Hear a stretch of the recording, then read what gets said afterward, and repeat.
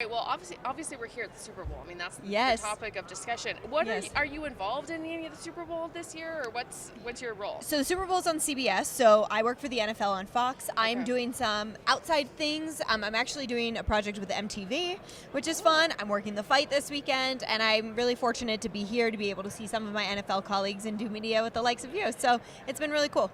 And you did something for Housewives or something, Bravo, Oh, right? BravoCon. Oh, what did you do for BravoCon? Because I'm a big Bravo person. Okay, yeah. So, funny enough, we became friends. My husband actually became friends with somebody who does a lot of work for BravoCon, and we got to go. And then they asked me to come sit into a confessional, and I was like, "What?"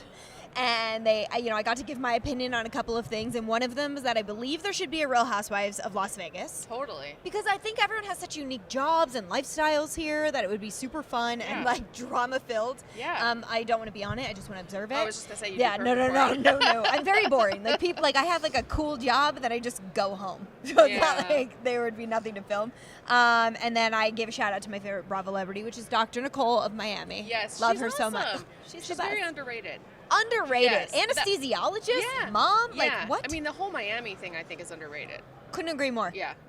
But we can't talk. Our MMA fans are going to be really I mean, we bored could really fast. keep talking about it. Yeah, I know. They've already clicked off. I'm And sorry. I know you need to, you can't really say who you're rooting for, but do you have kind of a prediction of who you think might win? You know, or- it's funny. I keep getting asked that, and I can't really like make a pick, but I will say that I just hope it's a really great game, especially for the people in Las Vegas who have waited a long time for an event like this to be here for both teams. I am a Swiftie.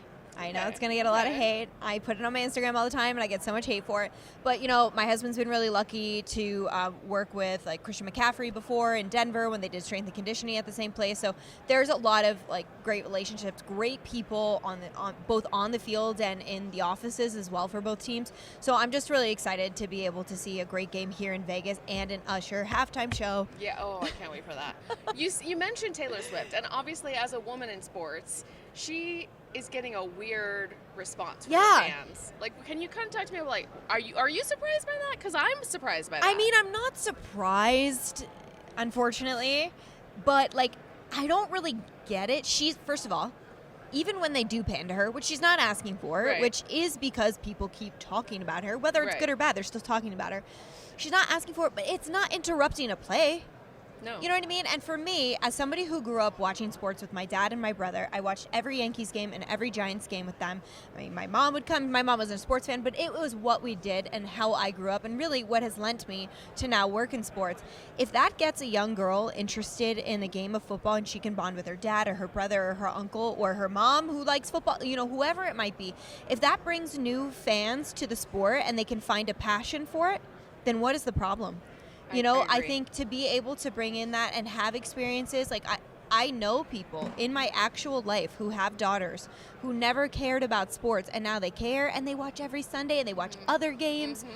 I think that is so beautiful. And what we need to continue to grow our sports, to grow our athletes' profiles, and to grow the next generation of people who may work in sports as well. Right. And, Jon Anik just recently said something about, fans, about how toxic the fan base is. And he mentioned that, maybe he could go to NFL. And you're in both worlds. Is it that different, the fan base? It's a really good question. I think it's amplified in the MMA space because it is that particular set of fights or fighters on one Saturday where there's a multitude of games and players and coaching decisions on a weekend. And so I do think that that's the difference. Like, you could be calling one particular game, but not everybody's watching said game.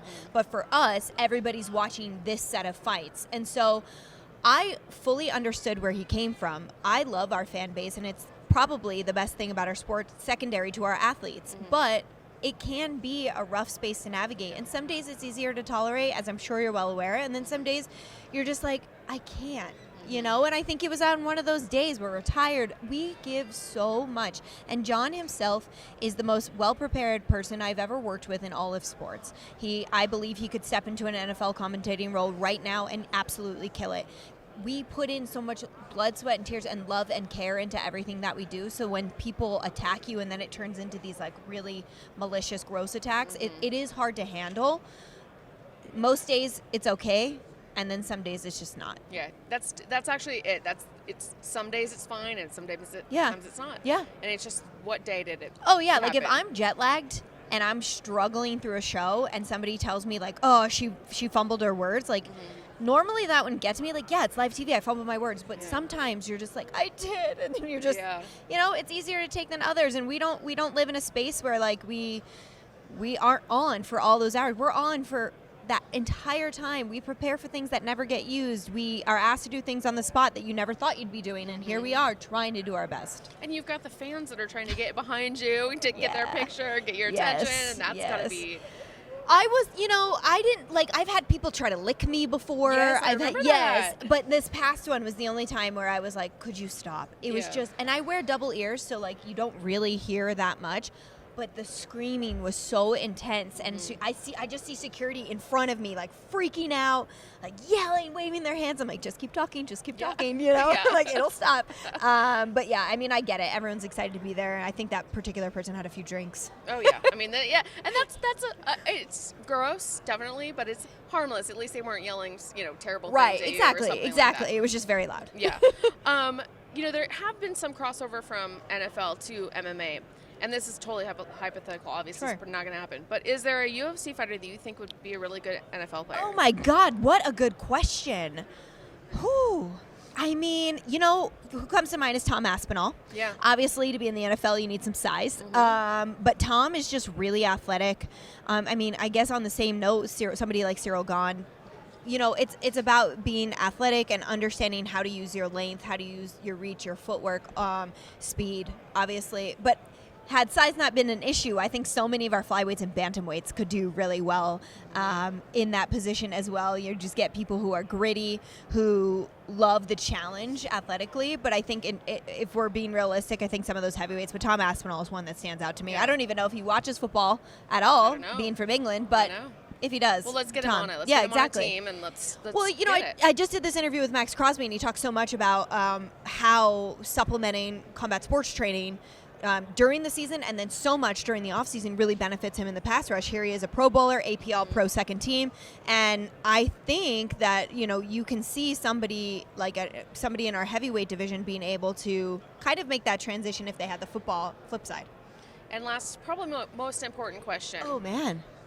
Who dresses you? Are you shopping for yourself? Yeah, it's all me. That is so amazing. I've always wondered, every time I see kids, like, you have the best outfits. Whenever you post them, I'm always like, oh, I love those collections. Thank you. I've always wondered, like, do you just go shopping and you're like, I'm going to wear this? Yeah. That is crazy. So I shop off season because I can't spend all my money on clothes. I do get a limited wardrobe budget, which is helpful, but I shop off season, and then I am 5 feet tall, so I get everything tailored. Yeah. So I will what's on sale, or what can I get that works with something I already have, and so it's actually so stressful. I bet. Because now I feel like I can't just show up, I have to have a cool outfit on, which some days I'm just I'm tired. Well, you look like you're being styled. That's why I asked. That is the nicest thing you could possibly say to me. It's very well put together. Thank you. Okay, so I have one more question. Okay, I love these questions. If you had a designer that could dress you, do the shout out, get them to dress you. Okay, well I'm gonna go with 2. Okay.